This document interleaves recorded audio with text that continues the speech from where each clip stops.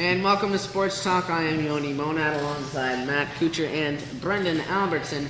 Here we are going to be talking about the Penn State football situation. Did the NCAA punish the Nittany Lion football program for the Jerry Sandusky scandal properly, Matthew?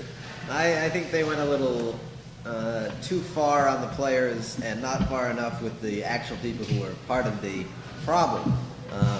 Most of the penalties they handed down punished the players that are there now that had nothing to do with the actions of Sandusky, Paterno, and officials at Penn State.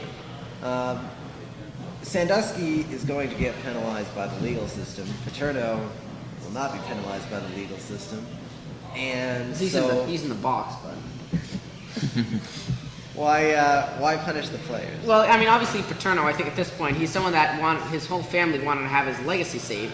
Obviously his legacy is being destroyed. I think that's good. But I think that where this really hurts is if they had given him the death penalty, it would have hurt all these small businesses, all the bars, restaurants, parking garages, hotels, all around the Happy Valley area that depend on their business for those few Saturdays a year, which keep them going. I think that the death penalty would have been a bad idea. I actually think that the death penalty would have been a good idea if the NCAA had given Penn State a 2-year ban from playing football. That would have been the proper punishment, not give them a $60 million fine, a 4-year bowl ban, take away some of their scholarships.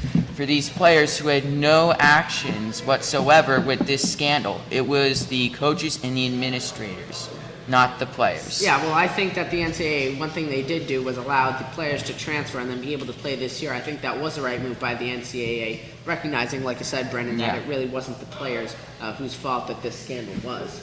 Right, and there was apparently negotiation that took place between Penn State officials and the NCAA. NCAA had originally had on the table a 4-year death penalty for the Penn State college, and it was negotiated down to what ended up happening.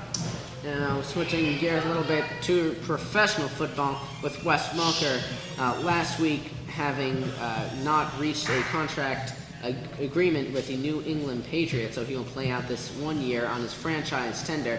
I think that this is a bad move. They're playing hardball with Wes Welker, someone who's been a so-called true Patriot, and he trusted the Patriots to do the so-called right thing and reward him with a contract extension by playing such hardball with this and not being able to compromise. I think that the Patriots made a bad move for future players. Now they won't be able to trust the path in contract negotiations. Yeah, the Patriots have handled contract negotiations poorly over the past couple of years. Mankins, they also handled that poorly. Guys that give them so much, and they just kind of let them go to the franchise tag, and then we'll deal with you later.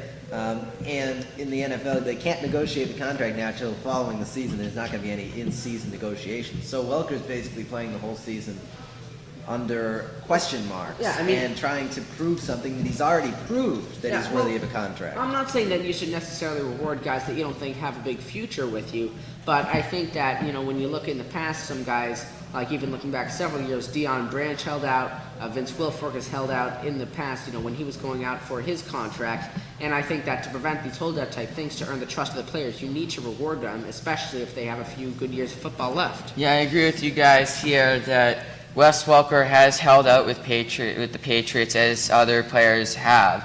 But what he should really do is that he should take a look back at this contract and say, I'm going to sign with. I'll sign with you guys. I'll sign the extension, play a few more years of football with you guys, and then see what happens there if I want to move on or I want to stay with New England.